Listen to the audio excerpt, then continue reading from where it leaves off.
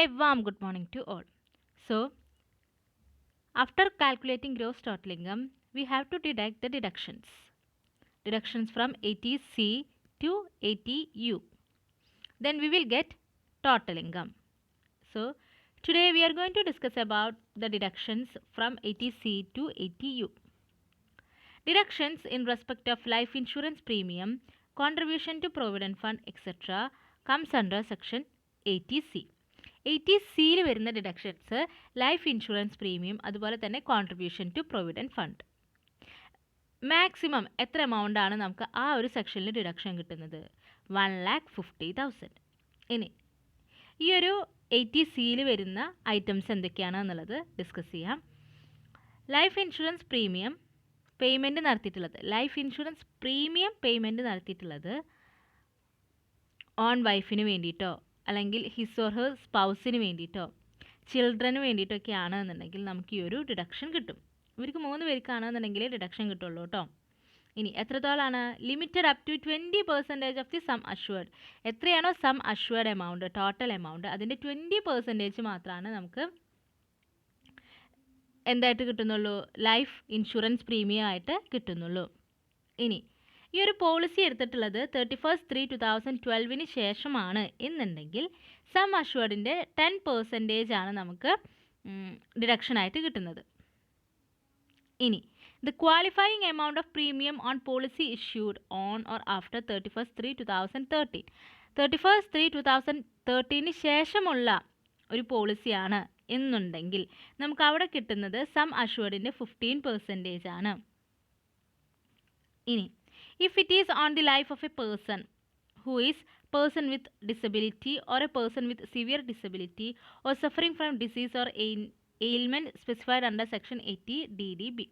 ഇനി അവിടെ പറയുകയാണ് എന്തെങ്കിലും ഡിസബിലിറ്റി ഉള്ള പേഴ്സണിന് വേണ്ടിയിട്ടാണ് ഈ ഒരു പോളിസി എടുക്കുന്നത്, അല്ലെങ്കിൽ ഒരു സിവിയർ ഡിസബിലിറ്റി ഉള്ള ഒരു പേഴ്സണിന് വേണ്ടിയിട്ടാണ് എടുക്കുന്നത്, അല്ലെങ്കിൽ എന്തെങ്കിലും ഒരു സ്പെസിഫൈഡ് ഡിസീസസ് ഉള്ള ഒരാൾക്ക് വേണ്ടിയിട്ടാണ് എടുക്കുന്നത് എന്നുണ്ടെങ്കിൽ അദ്ദേഹത്തിന് അണ്ടർ സെക്ഷൻ 80 DDB, ആ ഒരു സെക്ഷൻ നമ്മളിനി പഠിക്കാൻ പോകുന്നതാണ്, ആ സെക്ഷൻ പ്രകാരമായിരിക്കും ഡിഡക്ഷൻ കിട്ടുന്നുണ്ടായിരിക്കുക. ഓക്കെ, അപ്പോൾ നമ്മളിവിടെ എന്തൊക്കെയാണ് പറഞ്ഞിട്ടുള്ളത്? ഈ ഒരു 80C പ്രകാരം മാക്സിമം 1,50,000 ആണ് നമുക്ക് ഡിഡക്ഷൻ കിട്ടുന്നത്. അതിൽ ഫസ്റ്റ് ആയിട്ട് നമ്മൾ പറഞ്ഞതായിരുന്നു ലൈഫ് ഇൻഷുറൻസ് പ്രീമിയത്തിനെ കുറിച്ചിട്ട്. ഇനി വൈഫിനെ, ഓൺ ലൈഫിനെ, അതുപോലെ തന്നെ അദ്ദേഹത്തിൻ്റെ സ്പൗസിനെ, ചിൽഡ്രൻസിന്, ഇത്രയും പേർക്ക് മാത്രമാണ് ഇവിടെ ഡിഡക്ഷൻ കിട്ടുള്ളൂ. 31/3/2012 ശേഷമാണ് എന്നുണ്ടെങ്കിൽ 10%, അതിന് മുൻപാണെന്നുണ്ടെങ്കിൽ 20%, 31/3/2030 ശേഷമാണെന്നുണ്ടെങ്കിൽ 15%. ഇനി സിവിയർ ഡിസബിലിറ്റി അല്ലെങ്കിൽ സിവിയർ ഡിസീസ് ഉള്ളവരൊക്കെ ആണെന്നുണ്ടെങ്കിൽ അവർക്ക് 80 DDB പ്രകാരമാണ് ഡിഡക്ഷൻസ് ലഭിക്കുകയുള്ളൂ. നെക്സ്റ്റ് വരുന്നതാണ് amount paid for A contract of annuity on the life of self, spouse or children. അതുപോലെ തന്നെ കോൺട്രാക്റ്റ് ഓഫ് ആനുവിറ്റിയിൽ നമ്മൾ എന്തെങ്കിലും പേയ്മെൻറ്റ് നടത്തിയിട്ടുണ്ടെങ്കിൽ അത് നമുക്ക് വേണ്ടിയിട്ടോ അല്ലെങ്കിൽ സ്പൗസിന് വേണ്ടിയിട്ടോ ചിൽഡ്രന് വേണ്ടിയിട്ടോ ഒക്കെ ആണെന്നുണ്ടെങ്കിൽ അവിടെ നമുക്ക് എന്ത് കിട്ടും? ഡിഡക്ഷൻ കിട്ടും. ഇനി a deduction from salary up to 20% of salary payable by or on behalf of the government for the purpose of securing a deferred annuity. അതുപോലെ തന്നെ ഒരു ഡിഫേർഡ് ആനുവിറ്റി സെക്യൂർ ചെയ്യാൻ വേണ്ടിയിട്ട് നമ്മൾ ഒരു പേയ്മെൻറ്റ് നടത്തിയിട്ടുണ്ടെങ്കിൽ നമ്മുടെ സാലറിയിൽ നിന്ന് അപ് ടു 20% നമുക്ക് ഡിഡക്ഷൻ കിട്ടാവുന്നതാണ്. ഇനി any contribution to a statutory provident fund, public provident fund, to a recognised provident fund and an approved superannuation fund. അതുപോലെ തന്നെ സ്റ്റാറ്റ്യൂട്ടറി പ്രൊവിഡൻറ്റ് ഫണ്ടിലേക്കോ പബ്ലിക് പ്രൊവിഡൻറ്റ് ഫണ്ടിലേക്കോ ഒരു റെക്കഗ്നൈസ്ഡ് പ്രൊവിഡൻറ്റ് ഫണ്ടിലേക്കോ ഒരു അപ്രൂവ്ഡ് സൂപ്പർ ആനുവേഷൻ ഫണ്ടിലേക്കോ എമൗണ്ട് കോൺട്രിബ്യൂട്ട് ചെയ്തിട്ടുണ്ടെങ്കിൽ നമുക്ക് അവിടെ ഡിഡക്ഷൻ കിട്ടും. അപ്പോൾ നിങ്ങൾ അവിടെ ശ്രദ്ധിക്കണം, ഈ ഐറ്റംസ് ഏതൊക്കെയാണെന്നുള്ളത് കൃത്യമായിട്ട് തന്നെ ധാരണ വേണം. നെക്സ്റ്റ് വരുന്നതാണ് subscription to any security of the central government or any such deposit scheme notified by the government. ഗവൺമെൻറ്റോ സെൻട്രൽ ഗവൺമെൻറ്റോ നോട്ടിഫൈ ചെയ്യുകയോ അല്ലെങ്കിൽ ഇഷ്യൂ ചെയ്യുകയോ ചെയ്തിട്ടുള്ള സെക്യൂരിറ്റി നമ്മൾ സബ്സ്ക്രൈബ് ചെയ്തിട്ടുണ്ട്, വാങ്ങിയിട്ടുണ്ട് എന്നുണ്ടെങ്കിൽ അവിടെ നമുക്ക് അപ് ടു 1,50,000 ഡിഡക്ഷൻ കിട്ടും. Subscription to national savings certificates 8 issue and 9 issue. NSE 8-ലും NSE 9-ലും സബ്സ്ക്രൈബ് ചെയ്തിട്ടുണ്ടെങ്കിൽ നമുക്ക് അവിടെ ഒരു ഡിഡക്ഷൻ കിട്ടും. അപ്പോൾ ഇവിടെ ശ്രദ്ധിക്കേണ്ടത് ഈ ഒരു 80C പ്രകാരം നമുക്ക് മാക്സിമം ഡിഡക്ഷൻ കിട്ടുന്നത് 1,50,000 ആണ്. അപ്പോൾ നമ്മൾ പറയുകയാണ് ഇതിലത്തെ ഫസ്റ്റും സെക്കൻഡും തേർഡും നമ്മൾ ഓൾറെഡി സബ്സ്ക്രൈബ് ചെയ്തിട്ടുണ്ട് എന്നുണ്ടെങ്കിൽ നമുക്ക് അവിടെ ഒരു 2 lakh 3 lakhoളം നമുക്ക് ഡിഡക്ഷൻ കിട്ടില്ല. മാക്സിമം എത്രയേ കിട്ടുള്ളൂ? 1,50,000 മാത്രമേ ഡിഡക്ഷൻ കിട്ടുള്ളൂ. നെക്സ്റ്റ് വരുന്നതാണ് contribution in the name of self, spouse or children four participation in the ULIP of UTI unit trust of India or LIC mutual funds. അതായത് UTIയോ അല്ലെങ്കിൽ LIC മ്യൂച്വൽ ഫണ്ടോ പ്രൊവൈഡ് ചെയ്തിട്ടുള്ള ഒരു unit linked insurance പ്ലാനെ നമുക്ക് വേണ്ടിയിട്ടോ സ്പൗസിന് വേണ്ടിയിട്ടോ ചിൽഡ്രന് വേണ്ടിയിട്ടോ നമ്മൾ എടുത്തിട്ടുണ്ട്, എന്നിട്ട് അതിലേക്ക് നമ്മളൊരു ഫണ്ട് ട്രാൻസ്ഫർ ചെയ്തിട്ടുണ്ടെങ്കിൽ അവിടെ നമുക്ക് ഡിഡക്ഷൻ കിട്ടും. Sum paid to effect or keep in force a contract for such annuity plan of LIC of India or any other insurer as a central government when notified. അതായത് central government notify ചെയ്യുന്ന ഏതെങ്കിലും ഒരു insurer എന്ന് വെച്ച് കഴിഞ്ഞാൽ insurance company അല്ലെങ്കിൽ നമ്മുടെ LICയോ കൊണ്ടുവന്നിട്ടുള്ള ഏതെങ്കിലും ആനുവിറ്റി പ്ലാനിൽ നമ്മൾ എൻ്റർ ചെയ്യുകയും അവിടെ ഒരു എമൗണ്ട് കൊടുത്തിട്ടുണ്ടെങ്കിൽ അപ്പോഴും നമുക്ക് എന്ത് കിട്ടുകയാണ്? ഡിഡക്ഷൻ കിട്ടുകയാണ് ചെയ്യുന്നത്. The sum paid as subscription to any unit of mutual fund under a plan formulated in accordance with such a scheme as a central government may notify. അതുപോലെ തന്നെ സെൻട്രൽ ഗവൺമെൻറ് പറഞ്ഞതിൻ്റെ ഭാഗമായിട്ട് യൂണിറ്റ് ഓഫ് മ്യൂച്വൽ ഫണ്ട് എന്തെങ്കിലും ഒരു scheme കൊണ്ടുവരികയോ അല്ലെങ്കിൽ ഒരു plan കൊണ്ടുവരികയോ അത് നമ്മൾ സബ്സ്ക്രൈബ് ചെയ്യുകയോ ചെയ്തിട്ടുണ്ടെങ്കിൽ അതുമൂലം നമുക്ക് എന്ത് കിട്ടുകയാണ്? ഡിഡക്ഷൻ കിട്ടുകയാണ്. Some paid as contribution to any pension fund set up by any notified mutual fund like UTI, National Housing Bank അല്ലെങ്കിൽ NHBയോ UTIയോ കൊണ്ടുവന്നിട്ടുള്ള ഏതെങ്കിലും ഒരു മ്യൂച്വൽ ഫണ്ട് സ്കീമിൽ അല്ലെങ്കിൽ മ്യൂച്വൽ ഫണ്ടുകളായിട്ടുള്ള UTIയും NHBയും കൊണ്ടുവന്നിട്ടുള്ള ഏതെങ്കിലും ഒരു പെൻഷൻ ഫണ്ടിൽ നമ്മൾ കോൺട്രിബ്യൂട്ട് ചെയ്യുകയാണെന്നുണ്ടെങ്കിൽ അപ്പോഴും നമുക്ക് എന്ത് കിട്ടും? ഡിഡക്ഷൻ കിട്ടും. Subscription to any deposit scheme of a public sector company which is engaged in providing long-term finance for construction or purchase of houses in India for residential purposes or any statutory authority formed for satisfying the need of housing accommodation or for planning and development of cities, towns or villages or both as the central government may notify in this behalf.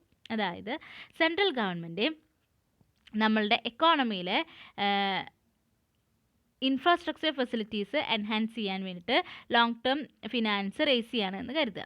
Okay, long term finance raise ചെയ്യുന്നത് എന്തിനൊക്കെ വേണ്ടിയിട്ടാണ്? Public സെക്ടറിൻ്റെ എൻഹാൻസ്മെൻറ്റിന് വേണ്ടിയിട്ടാണ്. അതായത് building construct ചെയ്യുക, houses construct ചെയ്യുക, bridge, അതുപോലെ തന്നെ ഒരു housing facility, cities, towns, villages ഇതിനൊക്കെ മോഡിഫൈ ചെയ്യാനൊക്കെ വേണ്ടിയിട്ട് central government long term finance raise ചെയ്യാണ്.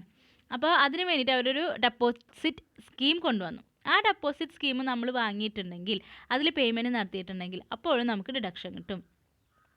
Repayment of loan taken four construction or purchase of house property. അതുപോലെ തന്നെ നമ്മൾ കൺസ്ട്രക്ഷന് വേണ്ടിയിട്ടോ അല്ലെങ്കിൽ ഒരു ഹൗസ് പ്രോപ്പർട്ടി പർച്ചേസ് ചെയ്യുകയോ അതിനൊക്കെ വേണ്ടിയിട്ട് നമ്മൾ ലോൺ റീപേയ്മെൻറ്റ് നടത്തുകയാണെന്നുണ്ടെങ്കിൽ അവിടെ നമുക്ക് ഡിഡക്ഷൻ കിട്ടും. Sum paid as subscription to equity shares or debentures of a public company or a public financial institution forming part of any eligible issue of capital. അതുപോലെ തന്നെ equity ഷെയർസോ ഡിബഞ്ചേഴ്സോ ഏതെങ്കിലും public കമ്പനിയോ public financial ഇൻസ്റ്റിറ്റ്യൂഷൻസോ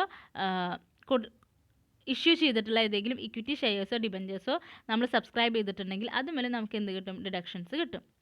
interest accrued on national savings certificate 8 issue and 9 issue. അതുപോലെ തന്നെ നമ്മൾ നേരത്തെ പറഞ്ഞു NSE 8ഓ 9ഓ നമ്മൾ subscribe ചെയ്തിട്ടുണ്ടെങ്കിൽ അതിന്മേ ഡിഡക്ഷൻ കിട്ടും. അതുപോലെ തന്നെ ഇൻട്രസ്റ്റ് എക്രൂഡ് അതുമ്പോൾ നിൽക്കുന്നുണ്ടെങ്കിൽ അപ്പോഴും നമുക്ക് എന്ത് കിട്ടുകയാണ്? ഡിഡക്ഷൻസ് കിട്ടുകയാണ് ചെയ്യുന്നത്. Term deposit for a period of not less than 5 years with a scheduled bank in accordance with a scheme framed and notified by the central government. അതുപോലെ തന്നെ സെൻട്രൽ ഗവൺമെൻറ് നോട്ടിഫൈ ചെയ്തിട്ട് scheduled ബാങ്കുകൾ എന്തെങ്കിലും 5 year ടെനുവറുള്ള minimum 5 year ടെനുവറുള്ള എന്തെങ്കിലും term deposit issue ചെയ്യുകയും അതിൽ നമ്മൾ ഡെപ്പോസിറ്റ് ചെയ്യുകയും ചെയ്തിട്ടുണ്ടെങ്കിൽ അപ്പോഴും നമുക്ക് ഡിഡക്ഷൻസ് കിട്ടും. Sum paid as subscription to any unit of any mutual fund specified in section 1023D. അതുപോലെ തന്നെ ഏതെങ്കിലും ഒരു മ്യൂച്വൽ ഫണ്ട് ഏതെങ്കിലും ഒരു സ്കീമുകൾ പ്രൊവൈഡ് ചെയ്യുകയോ അതായത് സെക്ഷൻ 1023Dയിൽ പറയുന്ന പ്രകാരമുള്ള സ്കീമുകൾ പ്രൊവൈഡ് ചെയ്യുകയോ അത് നമ്മൾ വാങ്ങുകയോ ചെയ്തിട്ടുണ്ടെങ്കിൽ അപ്പോഴും നമുക്ക് ഡിഡക്ഷൻ കിട്ടും. ഇനി നബാർഡ് ഇഷ്യൂ ചെയ്തിട്ടുള്ള ബോണ്ട്. നബാർഡ് എന്ന് വെച്ച് കഴിഞ്ഞാൽ നമുക്കറിയാം national board for agricultural and rural development ആണ്. അപ്പോൾ അവർ ഇഷ്യൂ ചെയ്തിട്ടുള്ള ബോണ്ട് നമ്മൾ സബ്സ്ക്രൈബ് ചെയ്തിട്ടുണ്ടെങ്കിൽ അപ്പോഴും നമുക്ക് ഡിഡക്ഷൻ കിട്ടും. Deposit in 5 year post office time deposits account. അതുപോലെ തന്നെ പോസ്റ്റ് ഓഫീസ് ഇൻട്രൊഡ്യൂസ് ചെയ്തിട്ടുള്ള ടൈം ഡെപ്പോസിറ്റ് അക്കൗണ്ടിൽ നമ്മൾ ജോയിൻ ചെയ്യുകയും അത് ഡെപ്പോസിറ്റ് ചെയ്യുകയും ചെയ്തിട്ടുണ്ടെങ്കിൽ അപ്പോഴും നമുക്ക് ഡിഡക്ഷൻ കിട്ടും. Deposit in senior citizen savings scheme 2004. അതുപോലെ തന്നെ സീനിയർ സിറ്റിസൺ സേവിങ്സ് സ്കീം 2004 നമ്മൾ ഒരു എമൗണ്ട് ഡെപ്പോസിറ്റ് ചെയ്തിട്ടുണ്ടെങ്കിൽ അപ്പോഴും നമുക്ക് ഡിഡക്ഷൻ കിട്ടും. Tuition fee paid for full time education of 2 children in India. അതുപോലെ തന്നെ ഇന്ത്യയിലെ റെഗുലറായിട്ട് ഫുൾ ടൈം എഡ്യൂക്കേഷൻ എടുക്കുന്ന കുട്ടികൾക്ക് 2 കുട്ടികൾ വരെ നമുക്ക് എന്ത് കിട്ടും? ഡിഡക്ഷൻസ് കിട്ടും. ഏതുമേലാണ്? ട്യൂഷൻ ഫീമേ നമുക്ക് അപ് ടു 1,50,000 വരെ ഡിഡക്ഷൻ കിട്ടും. Investment made under Sukanya Samriddhi account for deposit for girl child maximum for 2 girl children. അതുപോലെ തന്നെ സുകന്യ സമൃദ്ധി അക്കൗണ്ട് സ്കീമിൽ നമ്മൾ എമൗണ്ട് ഡെപ്പോസിറ്റ് ചെയ്തിട്ടുണ്ടെങ്കിൽ മാക്സിമം 2 കുട്ടികൾക്ക് വരെ നമുക്ക് അവിടെ ഡിഡക്ഷൻ കിട്ടാവുന്നതാണ്. ഇത്രയാണ് നമ്മൾ 80C സെക്ഷൻ 80Cയിൽ ഡിസ്കസ് ചെയ്തിട്ടുള്ളത്. നമ്മൾ കഴിഞ്ഞ ക്ലാസ്സിൽ പറഞ്ഞതായിരുന്നു, അതാണ് കുറച്ച് സ്പീഡിൽ അങ്ങോട്ട് പോയിട്ടുള്ളത്. അപ്പോൾ മാക്സിമം ഈ ഒരു സെക്ഷനിൽ നിന്ന് നമുക്ക് കിട്ടുന്ന ഡിഡക്ഷൻ 1,50,000 ആണ്.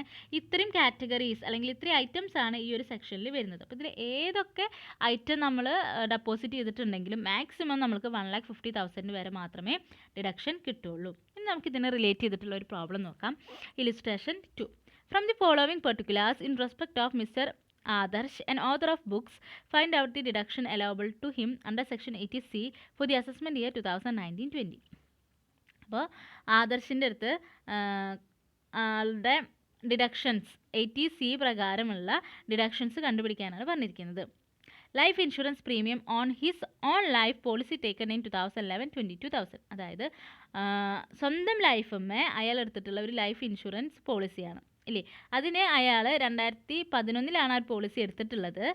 ആ ഒരു പോളിസി ലൈഫ് ഇൻഷുറൻസ് പ്രീമിയം വരുന്നത് 22,000 ആണ്. ഇനി sum assured on the above policy, ആ ഒരു എബോവ് പോളിസിയുടെ സം അഷ്വേർഡ് എത്രയാണ് വരുന്നത്? 2 lakh rupees. Contribution to unrecognised provident fund 1000. Unrecognised provident ഫണ്ടിലേക്ക് കോൺട്രിബ്യൂട്ട് ചെയ്തിട്ടുള്ളത് 1000 ആണ്. അപ്പോൾ നമ്മൾ നോക്കണം എത്രത്തോളമാണ് അവിടെ ഡിഡക്ഷൻ കിട്ടുക, അത് നമുക്ക് കിട്ടുമോ ഇല്ലയോ എന്നുള്ളതൊക്കെ നോക്കണം. Contribution to public provident fund 95,000. Subscription to national saving certificates 8 issue 18,000. Accrued interest for 1 year completed NSC 8 issue 8,000. Life insurance premium on his mother's life policy 5,000. Repayment of bank loan borrowed for construction of the house 21,000. ഇത്രയും details തന്നിട്ടുണ്ട് നമ്മളുടെ അടുത്ത്. Under section 80C പ്രകാരമുള്ള deductions ആണ് ചോദിച്ചിരിക്കുന്നത്. അപ്പോൾ ആദ്യം നോക്കുക, life insurance premium on his own life policy taken in 2011. Okay, അപ്പോൾ സ്വന്തം ലൈഫും എടുത്തിട്ടുള്ള ലൈഫ് ഇൻഷുറൻസ് പ്രീമിയമാണ്. എത്രയാണ് വന്നിട്ടുള്ളത്? 22,000 ആണ്. ഇത് നമ്മൾ നോക്കാം, 2011 അത് എടുത്തിട്ടുള്ളത്. അപ്പോൾ അതുകൊണ്ട് തന്നെ സം അഷ്വേർഡിൻ്റെ 20% ആണ് അയാൾക്ക് എന്തായിട്ട് കിട്ടുക? ഡിഡക്ഷനായിട്ട് കിട്ടുക. അപ്പോൾ ഇവിടെ നോക്കുക, സം അഷ്വേർഡ് എത്രയാണ് വരുന്നത്? 2 lakh ആണ് വരുന്നത് അല്ലേ. അപ്പോൾ 2 lakhൻ്റെ 20% എന്ന് പറയുമ്പോൾ 40,000 ആണ് ശരിക്കും അവിടെ അദ്ദേഹത്തിന് ഡിഡക്ഷനായിട്ട് കിട്ടാൻ സാധ്യതയുള്ളത്. പക്ഷേ ഇയാൾ എത്ര മാത്രമേ കൊടുത്തിട്ടുള്ളൂ? 20,000 മാത്രമേ കൊടുത്തിട്ടുള്ളൂ. അപ്പോൾ ഈ 20,000 അയാൾക്ക് എന്തായിട്ട് കിട്ടും? ഡിഡക്ഷനായിട്ട് കിട്ടും. അപ്പോൾ നമ്മൾ താഴെ കാണിക്കുകയാണ് computation of amount entitled to deduction under section 80C.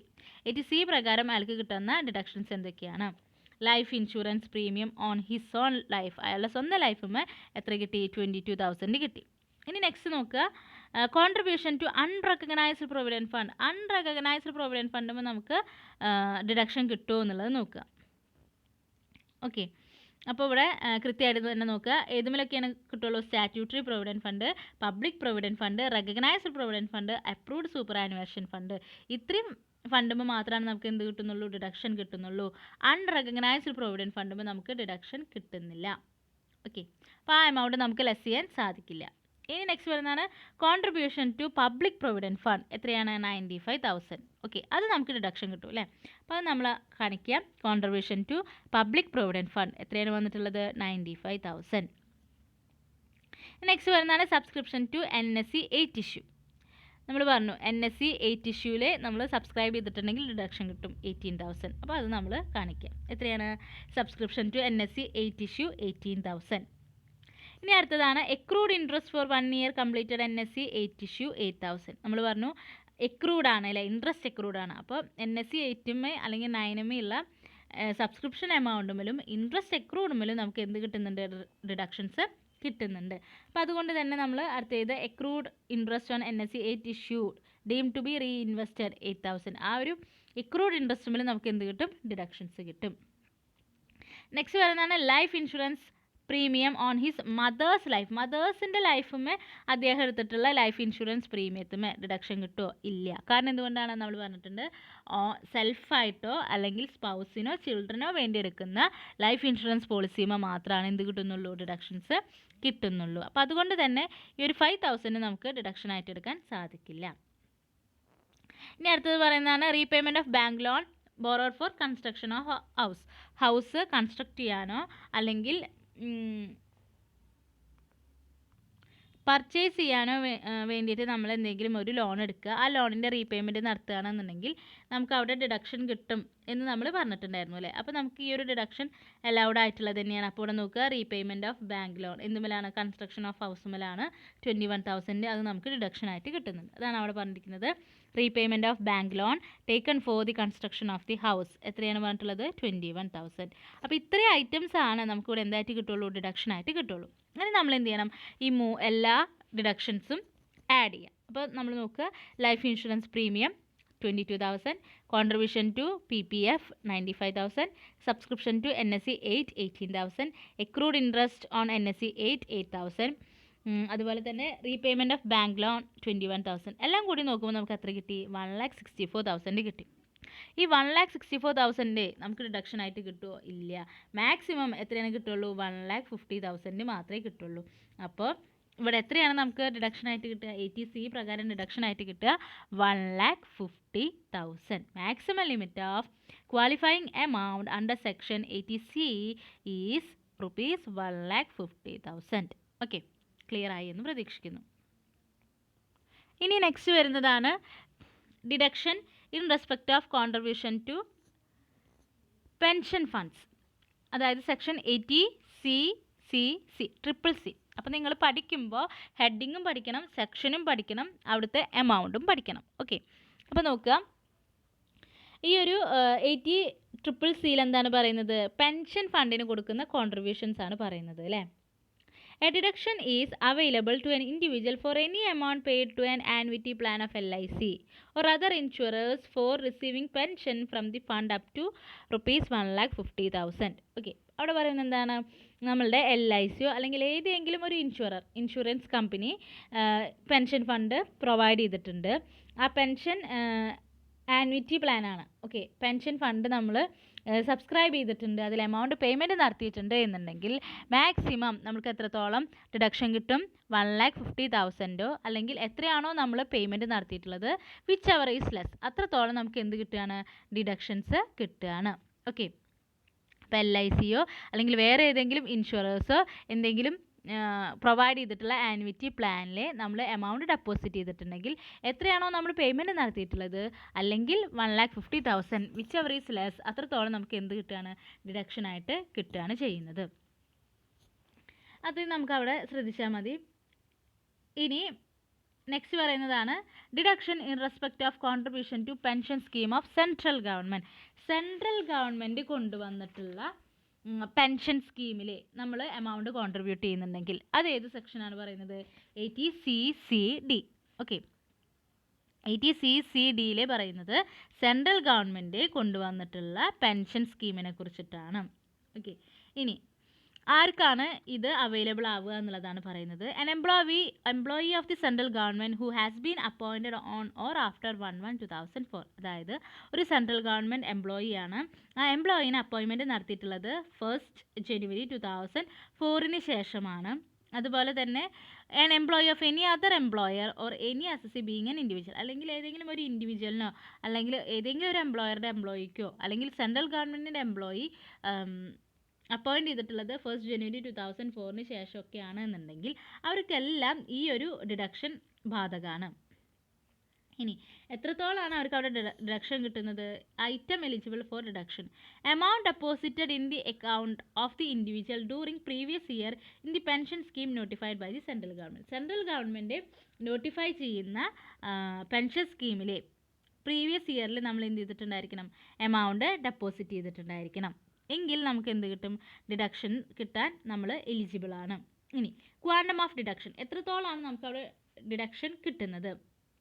amount deposited by the employee or 10% of his salary, whichever is less. അപ്പോൾ എന്താണ് പറഞ്ഞിട്ടുള്ളത്? എത്രയാണോ എമൗണ്ട് എംപ്ലോയി ഡെപ്പോസിറ്റ് ചെയ്തിട്ടുള്ളത്, അല്ലെങ്കിൽ നമ്മുടെ സാലറിയുടെ 10%, ഇതിൽ രണ്ടിലും ഏതാണോ ചെറുത് അത്രത്തോളം നമുക്ക് ഡിഡക്ഷൻ കിട്ടും. ഇനി in case of self employed individuals, അതായത് സ്വന്തമായിട്ട് ബിസിനസ് നടത്തുന്ന ഇൻഡിവിജ്വൽസ്, അല്ലെങ്കിൽ in case of other individuals എന്ന് പറയുന്നത് സെൽഫ് എംപ്ലോയിഡ് ഇൻഡിവിജ്വൽസ് ആണ് എന്നുണ്ടെങ്കിൽ അവർക്ക് എത്രത്തോളമാണ് കിട്ടുക? 20% of his gross total income in the previous year. Previous ഇയറിലെ ഗ്രോസ് ടോട്ടൽ ഇൻകം എത്രയോ അതിൻ്റെ 20% ആണ് അവർക്ക് എന്തായിട്ട് കിട്ടുന്നത്? ഡിഡക്ഷനായിട്ട് കിട്ടുന്നത്. ഓക്കെ, അപ്പോൾ ഇവിടെ ശ്രദ്ധിക്കുക, ഗവൺമെൻറ് എംപ്ലോയി ആണ് എന്നുണ്ടെങ്കിൽ അവിടെ കിട്ടുന്നത് 10%, എത്രയാണോ എമൗണ്ട് ഡെപ്പോസിറ്റ് ചെയ്തിട്ടുള്ളത് അല്ലെങ്കിൽ സാലറിയുടെ 10%, വിച്ച് എവർ ഈസ് ലെസ് ആണ് ഡിഡക്ഷൻ എമൗണ്ട് ആയിട്ട് വരുന്നത്. ഇനി സെൽഫ് എംപ്ലോയിഡ് ഇൻഡിവിജ്വൽസ് ആണ്, അതായത് സ്വന്തമായിട്ട് ബിസിനസ് നടത്തുന്ന ആൾക്കാരാണ് എന്നുണ്ടെങ്കിൽ ഗ്രോസ് ടോട്ടൽ ഇൻകത്തിൻ്റെ 20% ആണ് ഡിഡക്ഷനായിട്ട് വരുന്നത്. ഇനി നെക്സ്റ്റ് പറയാനുള്ളത്, ഇനി നോക്കുക, അഗ്രിഗേറ്റ് എമൗണ്ട് ഓഫ് ഡിഡക്ഷൻ. നമ്മളിപ്പോൾ 3 സെക്ഷൻസ് ആണ് പറഞ്ഞിട്ടുള്ളത് അല്ലേ. 80C LICനെ കുറിച്ചിട്ട് പറഞ്ഞു, 80CCC പെൻഷൻ ഫണ്ടിനെ കുറിച്ചിട്ട് പറഞ്ഞു, 80CCD നമ്മൾ സെൻട്രൽ ഗവൺമെൻറ് ഇഷ്യൂ ചെയ്യുന്ന പെൻഷൻ സ്കീമിനെ കുറിച്ചിട്ട് പറഞ്ഞു. ഇങ്ങനെ 3 സ്കീമുകളും ചേർന്നിട്ട് നമുക്ക് മാക്സിമം കിട്ടുന്ന ഡിഡക്ഷൻ എന്ന് പറയുന്നത് 1,50,000 ആണ്. ഓക്കെ, അപ്പോൾ നമുക്കിപ്പോൾ ഒരൊറ്റ 80Cയിൽ നിന്ന് മാത്രം 1,50,000 ലിമിറ്റ് വരുന്നുണ്ടെങ്കിൽ പിന്നീട് നമുക്ക് ബാക്കിയുള്ള 2 സെക്ഷനിൽ നിന്ന് ഡിഡക്ഷൻ കിട്ടില്ല. ഇനി ഫസ്റ്റ് 80Cയിൽ നിന്ന് നമുക്കൊരു 50,000 ഡിഡക്ഷൻ കിട്ടി, 80CCCയിൽ നിന്ന് നമുക്കൊരു 20,000 കിട്ടി എന്നുണ്ടെങ്കിൽ ബാക്കി എമൗണ്ടും നമുക്ക് 80CCDയിൽ നിന്ന് കിട്ടാവുന്നതാണ്. അപ്പോൾ ഈ 3 സെക്ഷനും കൂട്ടിയിട്ട് മാക്സിമം നമുക്ക് കിട്ടുന്ന ലിമിറ്റേഷൻ അല്ലെങ്കിൽ ഡിഡക്ഷൻ എന്ന് പറയുന്നത് 1,50,000 ആണ്. ഓക്കെ, അത് കൃത്യമായിട്ട് ധാരണ ഉണ്ടായിരിക്കണം കേട്ടോ. ഇനി അവിടെ പറയുന്ന വേറൊരു കാര്യമാണ്, ഈ ഒരു ഇതുമ കൂടാതെ വേറൊരു ഡിഡക്ഷനും കൂടി വരുന്നുണ്ട്. അതായത് 80CCD IB എന്ന് പറയുന്ന ഒരു സെക്ഷനാണ്. അവിടെ എന്ന് പറയുമ്പോൾ ഒരു പെൻഷൻ സ്കീമിൽ ഡെപ്പോസിറ്റ് ചെയ്യുന്നതിനെ പറ്റി തന്നെയാണ് അവിടെ പറയുന്നത്. അപ്പോൾ അവിടെ നമുക്കൊരു എക്സ്ട്രാ 50,000 കൂടി ഡിഡക്ഷൻ കിട്ടുന്നതായിട്ട് പറയുന്നുണ്ട്. Whether or not any deduction is allowed under 3(1) or 2 amount up to ₹50,000 can be deposited in pension scheme and it will also be eligible for deduction. അതായത് 80CCD IB പ്രകാരം 1B പ്രകാരം നമുക്ക് അവിടെ വേറൊരു ഡിഡക്ഷനും കൂടി കിട്ടുന്നുണ്ട്. അത് 50,000 ആണ്. ഓക്കെ, അപ്പോൾ ഇത്രയാണ് നമുക്ക് ഈ ഒരു 3 ഡിഡക്ഷനെ കുറിച്ചിട്ട് ഡിസ്കസ് ചെയ്യാനുള്ളത്.